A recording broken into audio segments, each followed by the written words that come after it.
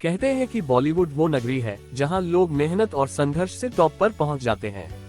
यूं तो हर दौर में सुपरस्टार रहे हैं, लेकिन दिलीप कुमार जैसा कोई नहीं हो पाया। दिलीप कुमार अपने जमाने के रोमांटिक, एक्शन और यहां तक कि ट्रेजेडी किंग भी थे। उस जमाने में राजकुमार भी कम छोटे स्टार नहीं थे, लेकिन वो जरा मूडी किस्म के थे।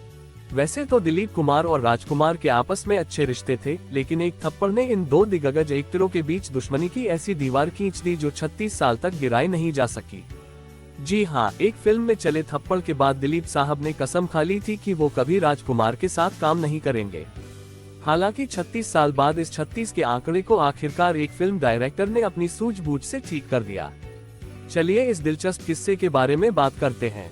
बात हो रही है 1959 में रामानंद सागर की फिल्म पैगाम की।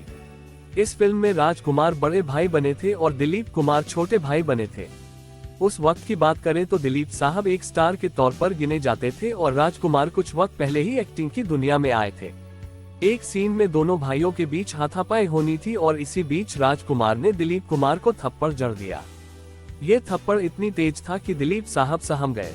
ये थप्पड़ उनके गाल पर कम और दिल पर ज्यादा लगा। उन्होंने कहा कि वो कभी राजकुमार के साथ काम नहीं करेंगे। इसके बाद सालों बीत गए, लेकिन दोनों की एक साथ कोई फिल्म नहीं आई। 36 साल बाद शोमैन कहे जाने वाले सुभाष घई ने फिल्म सौदागर के लिए इन दोनों को एक साथ लाने का बीड़ा उठाया। उन्होंने कहा कि वो इस फिल्म में दो दोस्तों के रूप में दिलीप साहब और राजकुमार को कास्ट करेंगे। तब हर किसी ने यही कहा, ये बहुत मुश्किल है।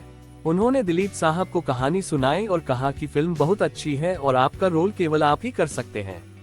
दिलीप साहब ने पूछा कि दूसरे दोस्त का रोल कौन कर रहा है, तो सुभाष घई ने उनको राजकुमार साहब के बारे में कुछ नहीं बताया। फिल्म की शूटिंग शुरू होने तक दोनों स्टारों को पता नहीं था कि उनके दोस्त का रोल कौन कर रहा है। जब शूटिंग शुरू हुई तो एक दूसरे को सामने देखकर दोनों हैरान रह गए। तब सुभाष घई की चालाकी दोनों को समझ आई, लेकिन तब तक देर हो चुकी थी। कहते हैं कि फिल्म की शूटिंग के दौरान भी दिलीप साहब और राजकुमार आपस में बात नहीं करते थे और इन दोनों के बीच की बात सुभाष घई पूरी करते थे। हालांकि दोनों ने अपनी भूमिकाएं शानदार तरीके से निभाए और फिल्म लोगों को पसंद आई।